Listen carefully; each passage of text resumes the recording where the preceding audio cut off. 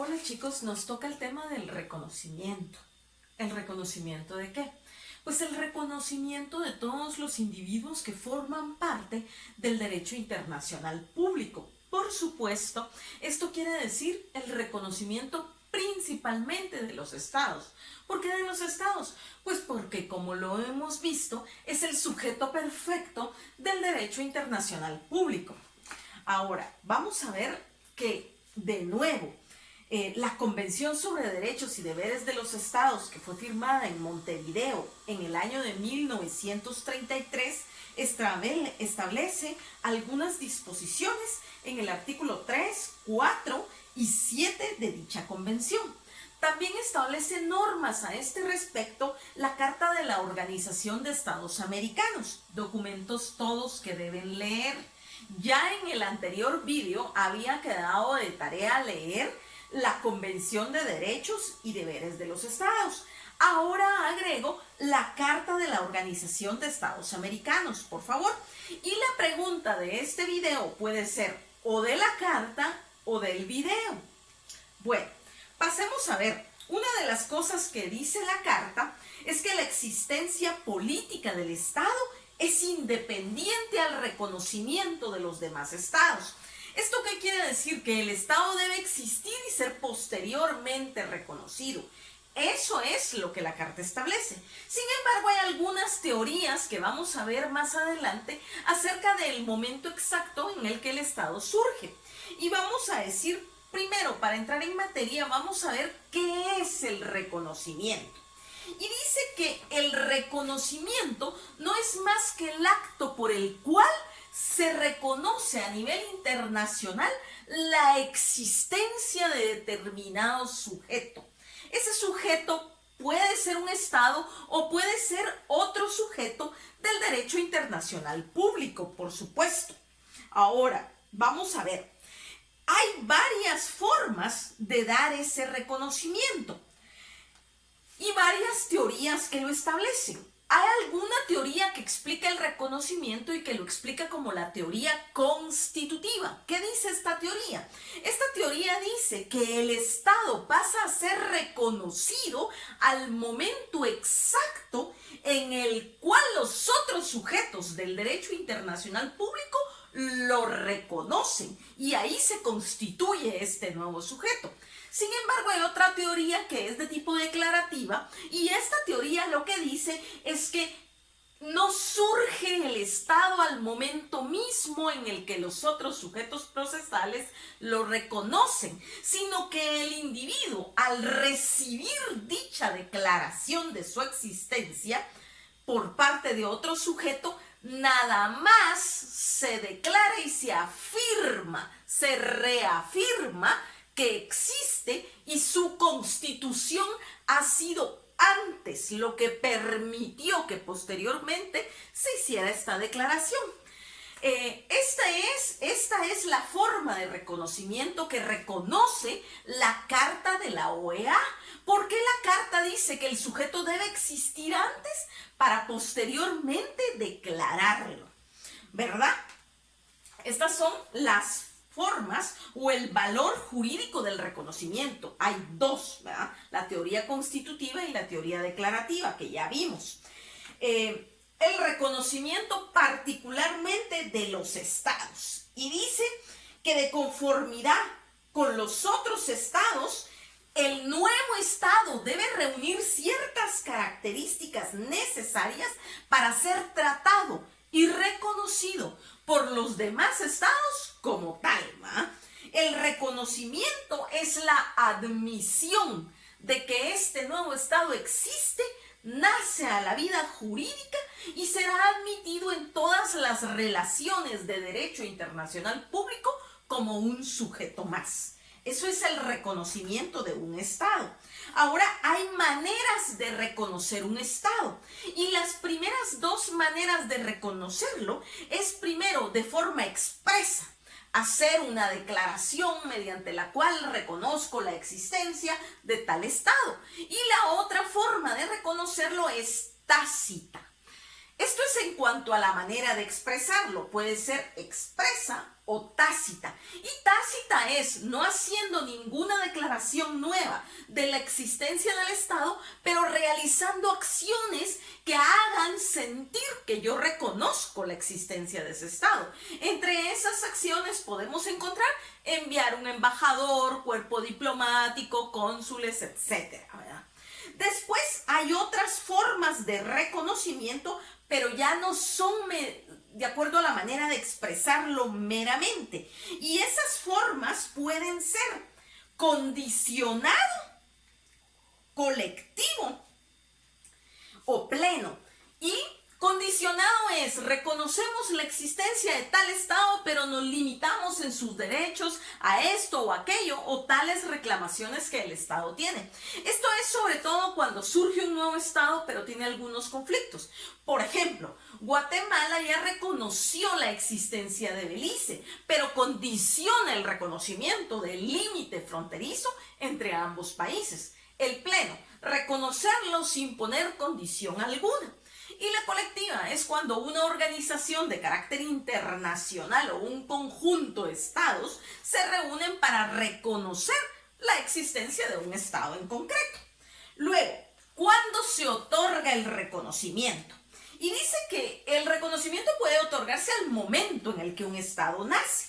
Los estados amigos de ese nuevo estado pues lo pueden reconocer libremente.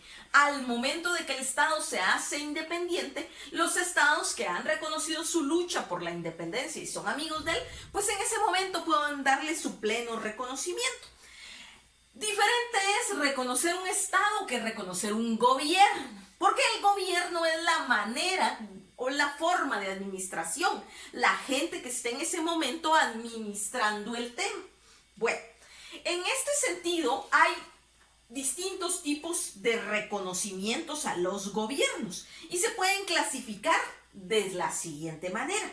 Gobiernos de iure son aquellos plenamente establecidos de acuerdo a los fundamentos constitucionales de cada estado. Y estos gobiernos reciben directamente el poder de otro gobierno establecido también de manera democrática y de acuerdo a sus valores constitucionales. En ese sentido, el reconocimiento es pleno a los gobiernos y no hay ningún conflicto. El conflicto se da cuando se reconoce un gobierno de facto. Allí hay problemas para su reconocimiento. Y los gobiernos de facto son los que asumen el poder no mediante un proceso constitucional o democrático, sino mediante la violencia o un asalto al poder. Bueno, esos son los gobiernos de facto. La segunda clasificación, que es esta que estamos diciendo, que es mediante la violencia o un asalto al poder, esta teoría tiene un problema. El problema que tiene esta clasificación es que no todos los gobiernos que acceden al poder mediante la violencia son necesariamente gobiernos tiránicos, porque existen movimientos de liberación de un Estado que mediante acciones militares de comandancia o insurgencia logran de hecho la liberación de un Estado. Pero bueno, estos son asuntos que todavía se discuten acerca de esta clasificación. Algunos doctos en la materia dicen que esta clasificación en tan solo dos partes se queda un poco pobre porque deja fuera el asunto de quienes se liberan mediante un proceso armado. En fin, esto caso por caso se discute dentro de los órganos internacionales debidos. Y para discutir este problema hay distintas teorías que se siguen o doctrinas. En el caso del reconocimiento de los gobiernos hay varias doctrinas. Y la primera es la doctrina Tobar. La doctrina Tobar se circunscribe al únicamente reconocer a gobiernos legítimos y democráticos. Legítimos de acuerdo a los valores constitucionales de cada estado, obviamente.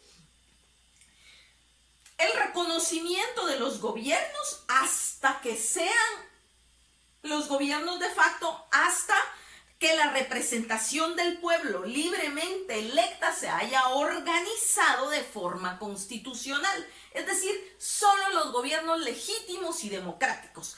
No se puede reconocer a ningún tipo de otro gobierno de facto. Luego está la doctrina Wilson.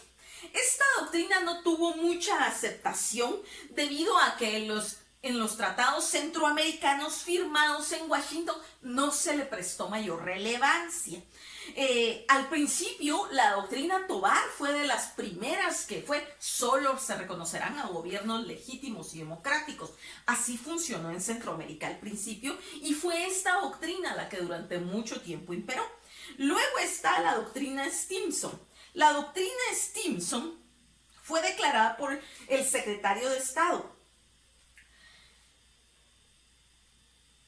Y entonces en esta doctrina se declaró que los gobiernos no reconocerían las situaciones creadas por medios violentos. Esta doctrina se diferencia de la Tovar en el sentido de que se pretendió imponer a nivel universal. Esta doctrina fue creada principalmente por los problemas que hubieron en Japón, y se trataba de que China quería imponer esta teoría para desplazar o no considerar legítimo al gobierno de Japón, pero realmente no tuvo mucha resonancia y no fue considerada como algo realmente importante. Después viene la doctrina Estrada, con su énfasis en las relaciones diplomáticas. Dice que eso es lo que debe prevalecer y que son las relaciones diplomáticas las que van a facilitar y favorecer el reconocimiento o no de determinado gobierno. Este reconocimiento manifiesta principalmente esta teoría, que sería tácito en virtud de que es por las relaciones o sinergias diplomáticas que se dan entre los estados, claramente. Esta teoría tampoco ha sido tan aplicada en todos los lugares. Sin embargo, esta doctrina perdió aplicación sobre todo en el conflicto que hubo con Honduras en el 2009. Luego, la que prevalece hasta nuestros días es la doctrina Santiago de Chile. La doctrina Santiago de Chile dice que solo se reconocerá a la democracia representativa. Esta doctrina fue precedida por reformas en la Carta de la OEA en 1985, y cuando se incluye entre los propósitos esenciales de esta, promover y consolidar la democracia representativa dentro del principio de no intervención. ¿Qué quiere decir esto? Que la Organización de Estados Americanos utiliza esta doctrina para el reconocimiento de los estados y de los gobiernos, y solo se reconocen los gobiernos que están conformados de manera representativa y de forma democrática, de acuerdo a valores constitucionales de cada estado. Esta teoría al respecto de los golpes de estados tiene dos resoluciones dentro de la misma carta del documento firmado en la OEA.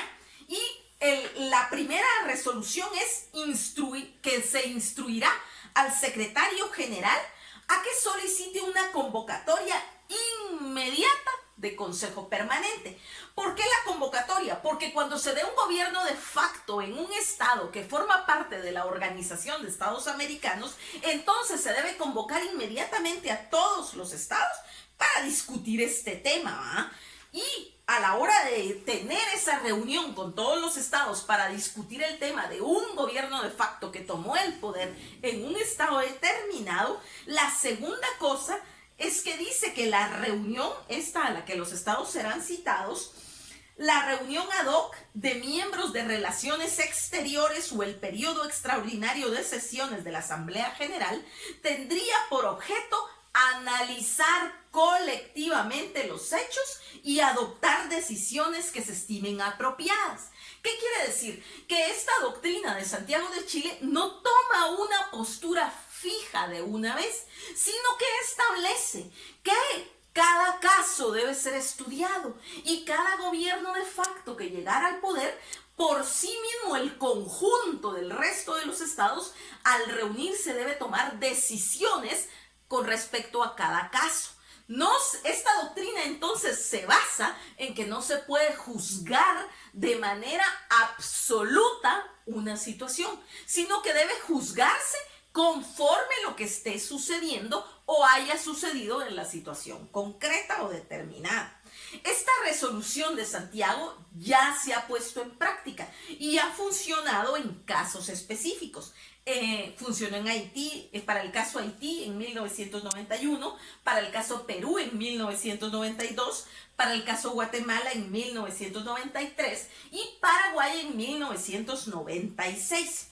Lo resuelto por la OEA tiende en la práctica a dejar fuera el marco legal de la posibilidad de reconocimiento de gobiernos de facto, sobre la base de que hay requisitos que deben cumplir los estados de manera convencional y tradicional.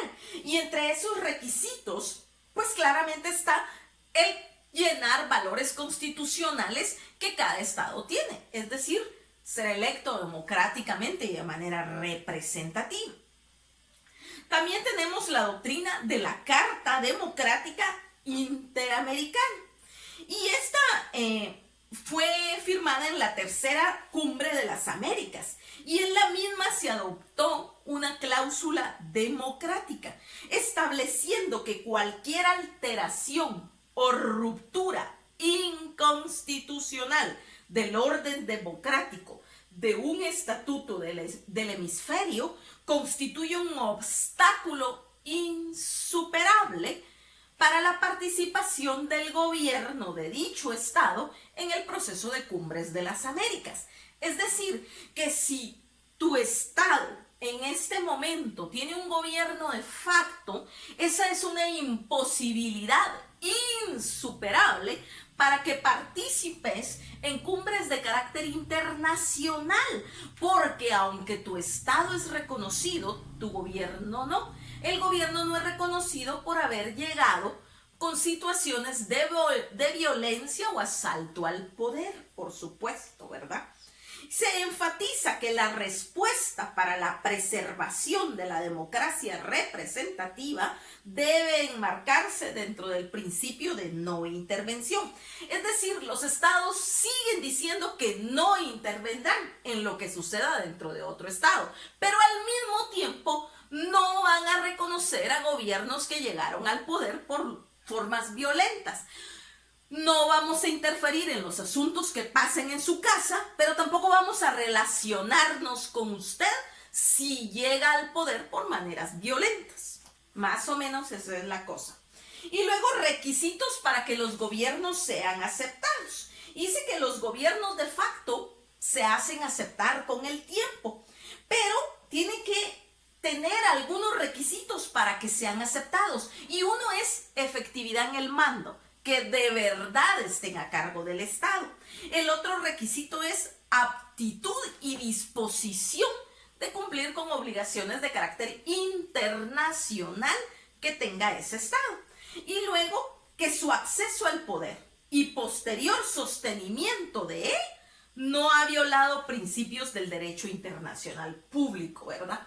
Esto es francamente muy difícil de cumplir, porque es bien difícil que un Estado, para haber llegado al poder de manera violenta o de facto, no haya violado principios del derecho internacional público. Sin embargo, las organizaciones de carácter internacional quieren dejar la puerta abierta para reconocer la existencia de ciertos gobiernos de facto debido a algunas circunstancias. Por ejemplo, un Estado puede tener serias obligaciones que cumplir y si el gobierno es de facto, pues de todas maneras el resto de estados van a querer hacerlo cumplir esas obligaciones. Para hacerlo cumplir esas obligaciones es necesario que reconozcan su existencia y en ese sentido se cubren las espaldas, dejando algunos requisitos que podrían tener algún tipo de fundamento para su reconocimiento. Luego, también se puede reconocer organizaciones de tipo internacional como son los sujetos de derecho internacional público que existen. En este sentido, hay sujetos universales y sujetos regionales. La ONU es un ejemplo de un sujeto universal y la OEA es un ejemplo de un sujeto regional. En este sentido, el reconocimiento de las instituciones de carácter internacional se da a través de la suscripción de cartas, que son los convenios que crean estas instituciones mismas. Luego se puede dar el reconocimiento, y de hecho se da, el reconocimiento de grupos beligerantes o de reconocimiento de grupos insurgentes. ¿Por qué se da este reconocimiento? En el caso de los beligerantes, como ya hemos visto, un grupo beligerante se considera aquel que está dentro de un estado y que combate al gobierno de turno. Y que a pesar de que está dentro de ese estado y combate al gobierno de turno, se le da un reconocimiento. El beligerante tiene control sobre una parte del territorio, domina una parte del territorio. ¿Por qué se le da el reconocimiento? Bueno, se le da un reconocimiento a veces tácito y a veces declarado para obligar a que esta clase de grupos respete algunos derechos, como los derechos humanitarios, derechos de convivencia, derechos de respeto hacia los ciudadanos que están en el lugar. Principalmente por esas razones se le da a estos estados, a estos grupos, el reconocimiento. Y, por ejemplo, a veces los estados tienen algún tipo de convenio al respecto de manejo de minas o algún tipo de extracción en el lugar. Es importante el reconocimiento si el grupo controla este tipo de territorio para entonces poder entrar en pláticas al respecto de cómo va a seguir ese tipo de convenios.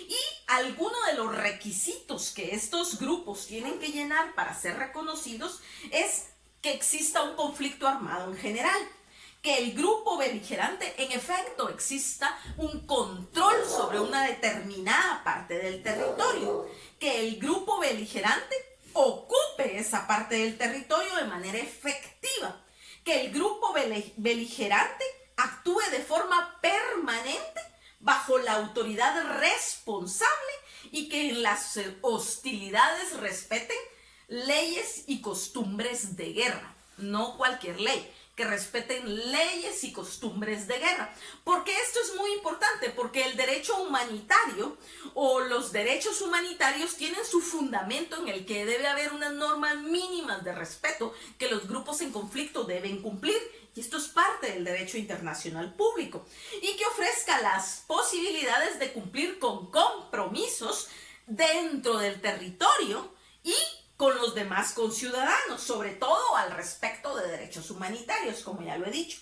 Y luego el reconocimiento de grupos insurgentes. También son grupos que están conformados dentro de un estado y se oponen, lideran y pelean en contra del gobierno de manera armada, pero no tienen el control de ninguna parte del territorio de ese estado.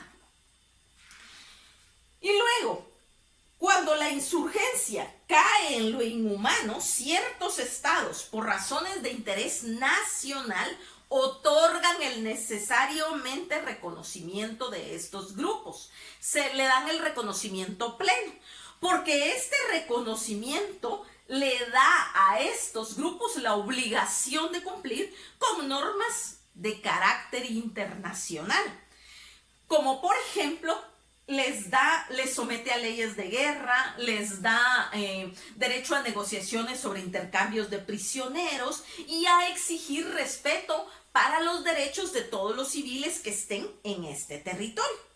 Este reconocimiento se otorga mediante un estatuto que se le denomina cuasi diplomático y a los representantes de los grupos insurgentes se les otorga un reconocimiento, una calidad, como si actuaran como diplomacia en representación de esta clase de grupos para realizar las negociaciones determinadas. Y es así como se da el reconocimiento, chicos.